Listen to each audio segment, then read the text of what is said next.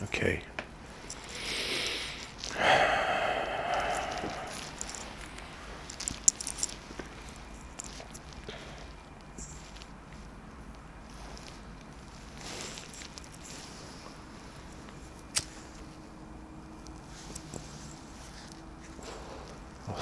Oh, what a shame. Didn't change.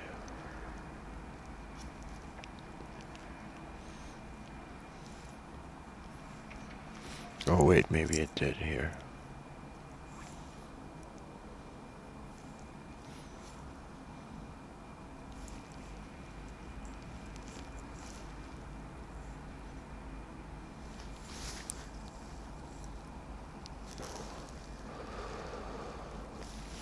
Okay.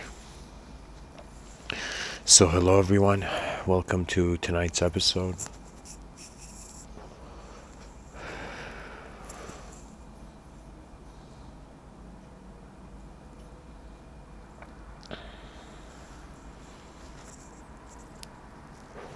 I wanted to speak about the moments we share as human beings. I want to speak about the value of two minds in the same room. Imagine you, Albert Einstein, suddenly realized every person on the world could be a genius if they attempted to see something more than the average man's endurance and effort.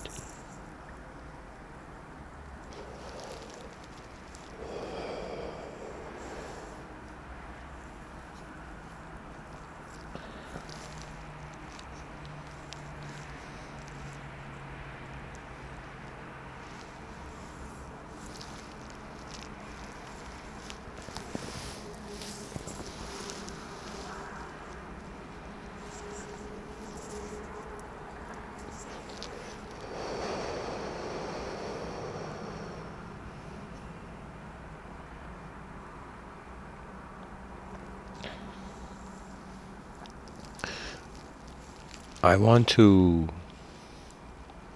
Sorry guys, I'm just finding the right music in the background. There we go. Okay, this should be fine.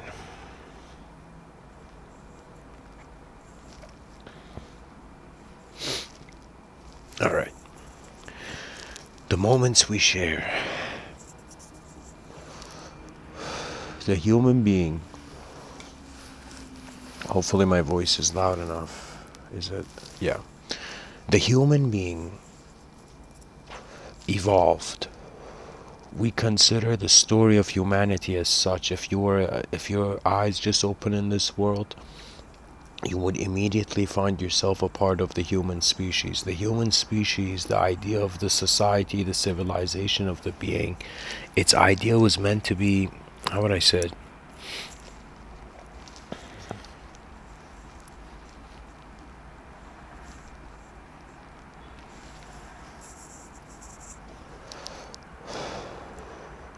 Political systems are always a step behind from the citizen. It's always like this. There are more ancient structures in motion. Now, the political system cannot adjust to the citizen. It is up to the citizen to communicate what kind of citizen it is, and then the government or the governmental powers will adjust.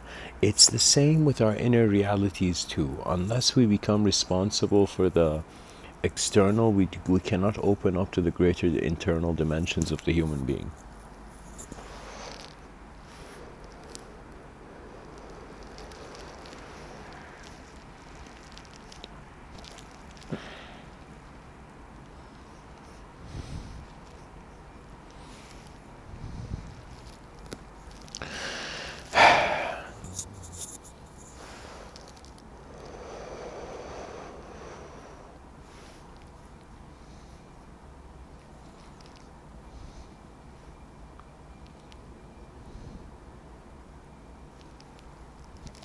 All right. Imagine a civilization where the child was born, and from the moment it was born, it was waiting to be discovered. The minds of people await to be discovered by the enlightened global community. What's happening is we are evolving beyond our personalities, and we are evolving beyond our personalities by realizing the value of the personality is not just the image, it is how the image changes with the world that is already changing. You see, children of planet Earth, let me say it like this: we're all on a rock in the middle of nowhere. Billions of years of evolution, our eyes have opened this far. We have become creatures of such magnitude. Now, we are locked down in our inner realities. Every person is functioning under a set of program of beliefs.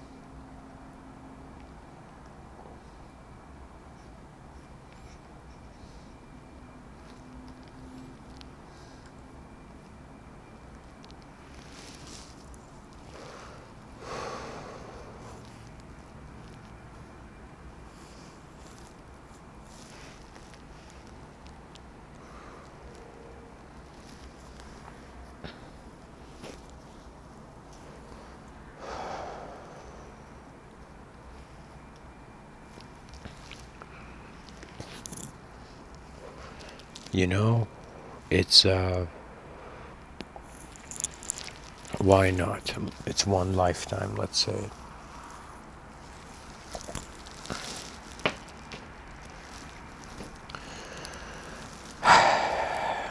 The next great challenge is the evolution of thought. How thought evolves in the experience of the human being, how much of the experience of the human being needs to be limited to the thoughts accessible. There are certain thoughts that are accessible to you, they have form. That means there's certain designs that are in the unknown. We call these unconscious form, unconscious phenomena. That means, for example, right now, you know the sun, its light is shining even though it's nighttime and you don't see the sun.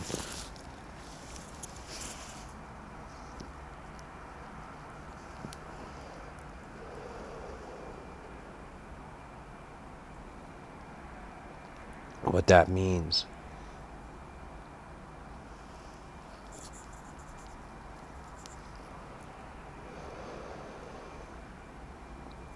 is that there is more occurring than meets the eye. The study of the sight of man divides into the subjective realm and the objective realm. The objective realm, science is doing it justice. The subjective realm, philosophers need to speak up. There needs to be a new revolution in the thought of the human being. The human being is realizing that it is not a creature of language. It is finding itself back into the same presence that it had as a child before it learned language. You see, I have retained enough memories of various altered states of being where I realized eventually how you navigate through the dimensions of the world as a collective being is through emotional intelligence. Right now, for the human being, emotions tend to be used for outbursts of expression. What that means is when a person gets emotional, and if they were to somehow dance or communicate their emotions through dance, that dance would have a unique rhythm based on their imagination, about as if the imagination of the person is moving in such a way the whole world is fascinated of how they are creating phenomena in the moment.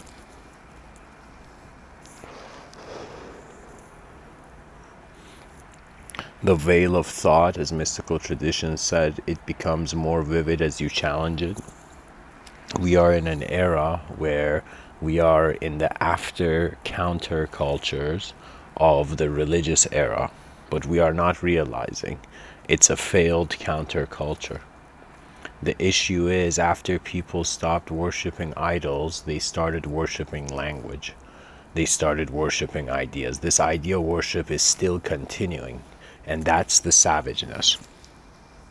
When you see two people who can discriminate against one another in an instant become enemies, that is ideological possession. Those people don't know each other, cannot even ever know each other. It's as if this is the tragedy of war. It's like men are shooting at their own reflections of the enemy. Human life has a value. Only as a true human being you will understand this. After you have lived enough for yourself, you will live for your civilization, and then you will realize from the beginning it was better to live for your civilization. Because life is really empty. I'm not joking. To be honest, morality, ethics, it may seem uncool to the modern culture because the modern culture doesn't acknowledge the inner dimensions because they cannot see it. Each generation has a wave of blindness that they have to confront. I was, for example, born in 1991, December 17. I kinda associate with that moment because that is when life suddenly had a value, that date. There was a manifest acknowledgement of self. Now, the question of whether the being exists as space prior to incarnation is a different debate. What I tend to do is I command the greatest ideas to step forth. And in my inner reality, the way life is personalized is different. What that means is I have found a sort of freedom with my subjective realm. That means it's as if a meteor was to hit Earth, I would not exist prior to the thing hitting the Earth. What that means is there would be no self. Yet our whole lives are centered around ourselves, is it not? I have asked myself, does the old world need to change? And to be honest, it's like it cannot change. That's the thing. The whole point of honoring your ancestors is by not wanting their ideology to change. However, you got to realize the value of the open room. If you acknowledge reality as different rooms, then your intelligence becomes, it functions in accordance to a different rhythm. This rhythm is kind of like the Tao. Lao Tzu, he spoke about the Tao of the moment as something that, if the Tao that can be spoken about is not the real Tao. What he means by that is that it is beyond the language threshold. You see, it's like before you move, pilot, navigate your attention beyond the language threshold. Right now, I'm speaking to you in the language threshold, like in the linguistic simulation. Okay, I'm speaking to you in a language bubble.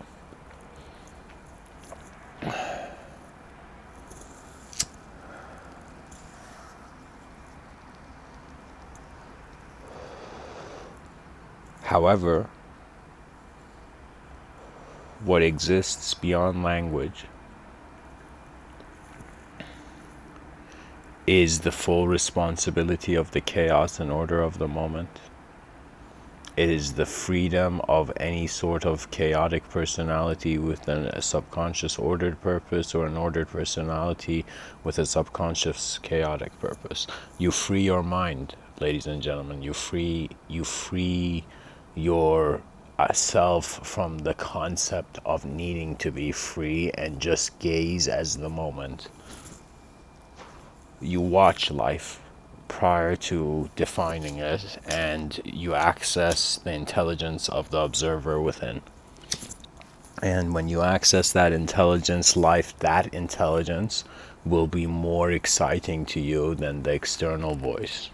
This doesn't mean that imagination is being meditated on. What I'm saying is that we are asking questions without ignoring physical reality.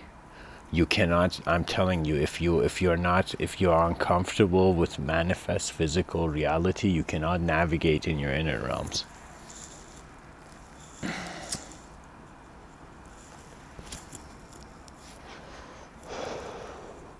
A child was born and somehow retained memory of having a conversation as a soul with God before entering the world. And this soul says to God, why am I entering this universe? Why do I exist? And God looked at man and he said, the answer to your question is in every moment of your being. That is it. The truth is everywhere. If it's not everywhere, it's not truth. Because we have to find the edge of the singular dimension. Right now, as I'm speaking to you, you may be a person, like, here's the thing. I feel my audiences, perhaps this may be what could be happening in the ears of the audience. A personality emerges out of nowhere through dialogue. As this personality emerges, the personality of the conscious listener has to relate. In order to relate, it has to try to see what images are being painted. In some sense, when somebody communicates, what are they actually saying? You know? This is one of those questions that it sets the geniuses apart. That there is an attention, unbelievable attention, to the detail that may imply the whole collective could be different. That incredible natural attention is kind of like the same attention you find for caring for life. That when I was younger, how can I tell you? It's as if there's a spirit to the moment, but it's not a spirit in the traditional idea of the spirit. It's how your attention is being here. And the whole point of our free will is that this attention can be consciously navigated. That is the point of evolution. That is the point of life. Like long time ago, we were the unconscious movement of elemental forces. We extended from the earth and were able to separate ourselves from the earth, then separate ourselves from our physical self and become a subjective self, and then subjectify the whole cosmos into the languages that evolved into the egos that never forgot their origins. Kind of the ego, there's a ancient this extends out of Persian mythology. And in Persian mythology, especially in the writings of Ferdowsi, this poet, mythology tends to always be opened to the world by poets. Because they could truly sing the song of history.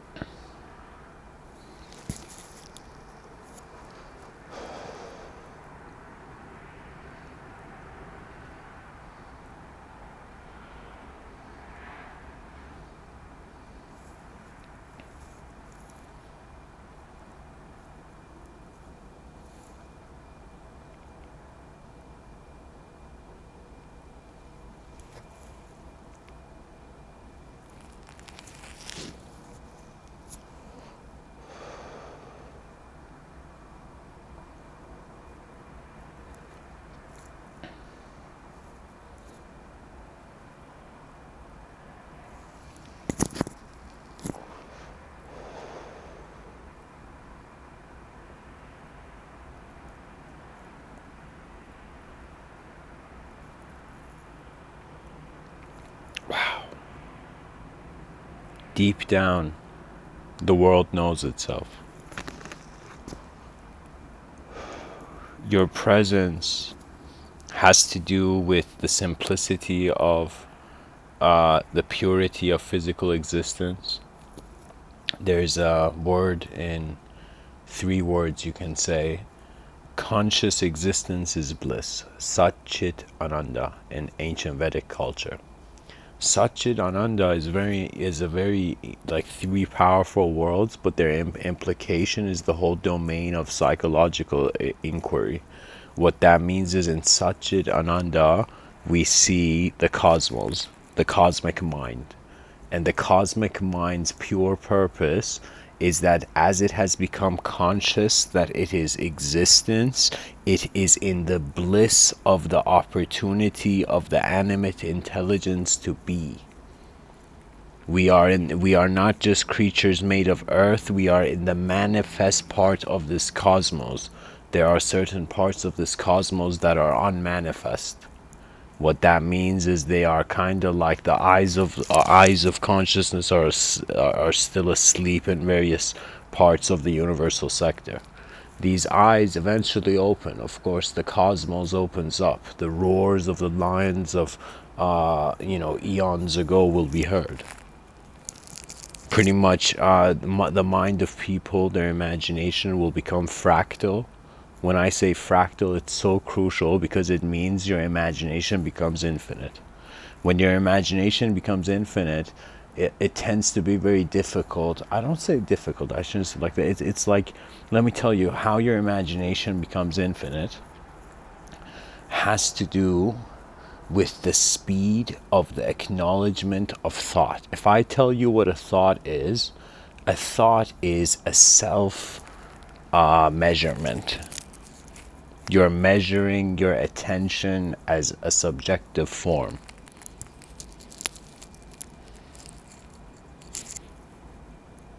There's many dimensions, that's the thing. The moment you're a person in a world, there is endless personalities.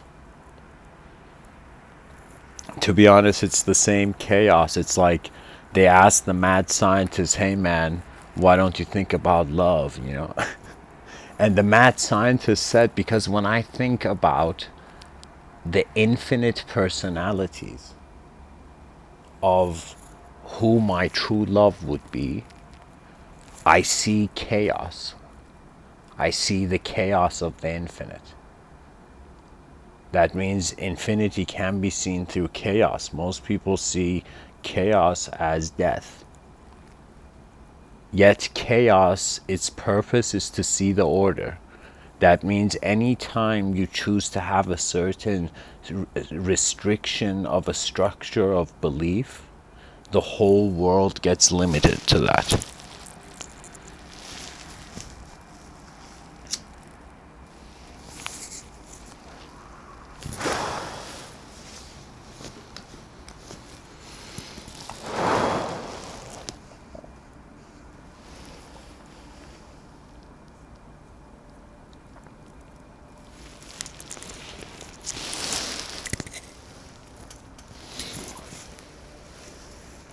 Aldous Huxley tells us there are things known and things unknown, and in between are the doors of perception. We are in between the doors of perception. That's the position of the conscious human being. Now, the conscious human being, it is in a strange situation because the human being's primary purpose is to observe its environment. As it observes its environment, it begins to see it has freedom in the environment. The moment it has freedom in its environment, it re-emerges as a new individual. The new individual has re-emerged with a reality that has more freedom than the previous reality. That is the value of your experience. That means there is something that, regardless of what you own or disown, I will tell you, in this life, there is something which you are always gaining, and that is experiential awareness. Because you associate with the attributes, you fear manifest change, but we can't do much about it. That's just how the cosmos is. We are just creatures on a rock in the middle of nowhere. Guys, I am saying we are all creatures on a rock in the middle of nowhere. All our knowledge, all our theories, all our ideology, that our self-entertainment, it's like literally how the caveman made fire. We took sticks and stones, you know, we took thought and matter and we sparked into kind of subjective lives. And so it is so crucial, because this is what I say, the educational system is going to experience an apocalypse, and eventually what's going to happen is children are going to realize their knowledge has to do with how much they want to know. That's it. And eventually any individual endeavor, its wisdom will point to the collective vision. The collective vision is when your personality evolves into a collective being. What I mean by that is that your sense of leadership is in accordance to the space and what's in the space. So what that means is it's like you're a leader of designs.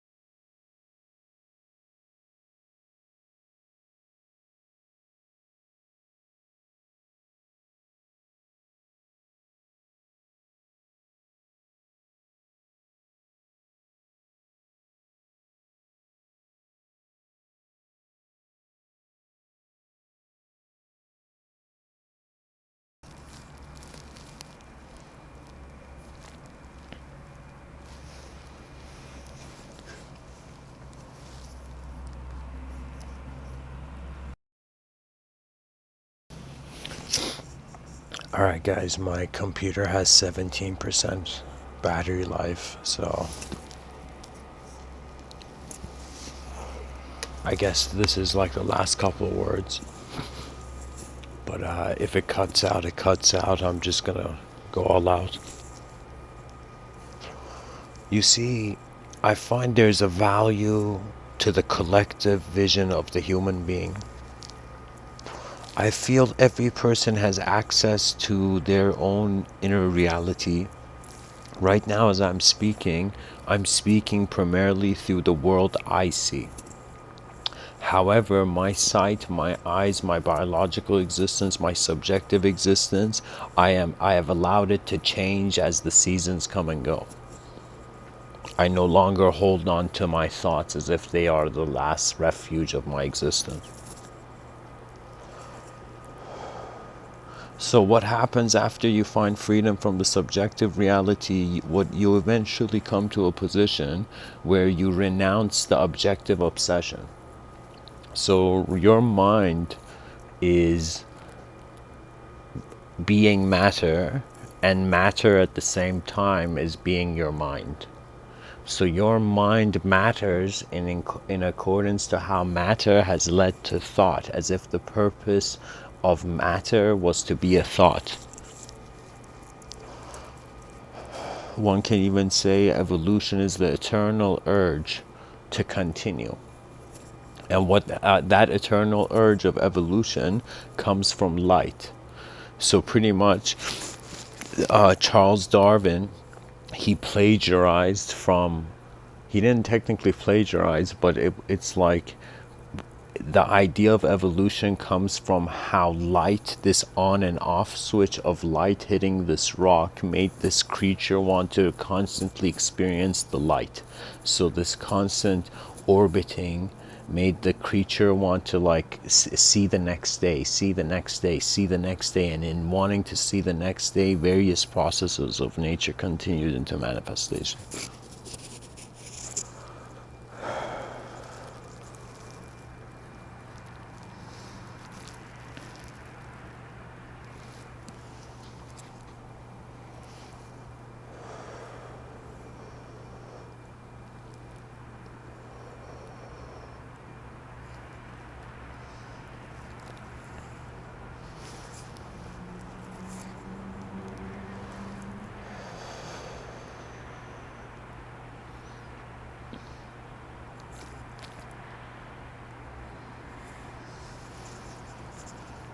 I find that the world deserves honesty. I find that without honesty, the species is going to dry up. We have to not only give so much freedom to the physical reality, but we have to give freedom to people's thoughts, but also have certain systems of protection. What that means is, just like how in entertainment industry we have ratings for movies, similarly we have certain global principles and foundations that we have to honor as creatures as we evolve in this world. This is simply it. Society is a game, it is just the best game to play. And so the opportunity is here, and whoever takes the first step becomes the pioneer. That's the game of society. Go do something new and we will all look at you and be like, well done. Show the world that behind its eyes there is more. There's more to this.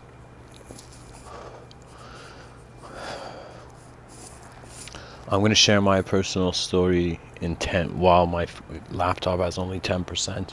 When it gets to 4, I'm going to end it. But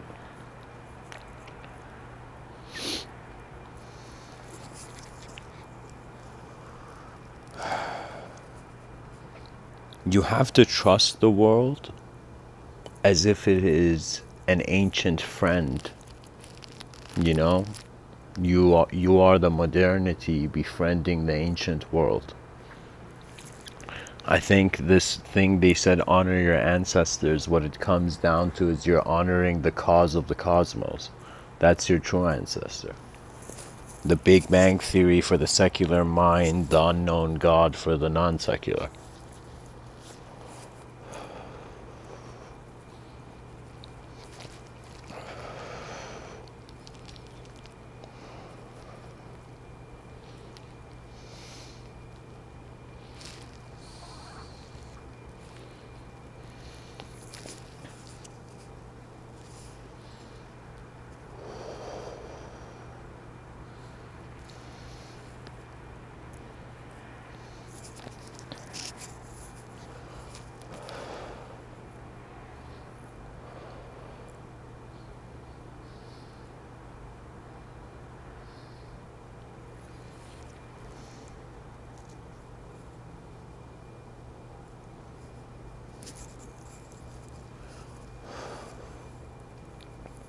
Let your mind dance in new ways. Morio Shiva says, create each day anew. The Diamond Sutra says, keep your mind alive and free without abiding in anywhere or anything. That is peace, ladies and gentlemen. Abidance. How you realize it's okay for matter to be the way it is, and it is also okay for the thoughts the being has to be what it is, and their emotions. It's okay for all of it to exist. Now, after it's okay for it to exist, what then? And then comes the superior innovation of the access to the collective rhythm of the mind of the species that is innately natural prior to its technological development. It's as if nature is a sort of unique, and our brains are through nature kind of connected like some strange antenna of a field of intelligence.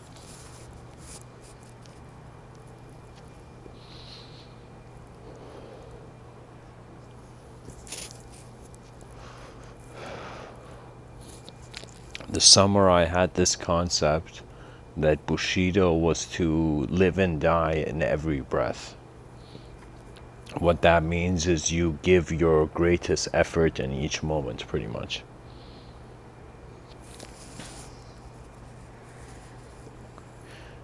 And imagine you walked in a world where you didn't have to fear competition. You had to, in some sense, just see that every person was like, whoa, let us see the eyes of humanity open. Let us hear the roar of a true advanced civilization. Who else is going to attend to this 4 billion-year-old science project? It doesn't matter your personal beliefs. Beliefs are like leaves on a tree.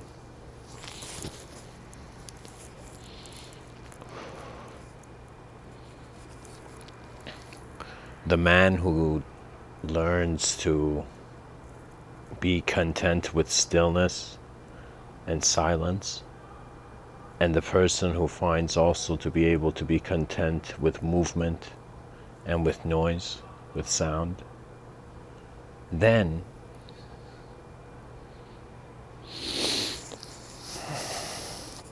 there is no instruction. From the pure lands, your own vision sparks your truth.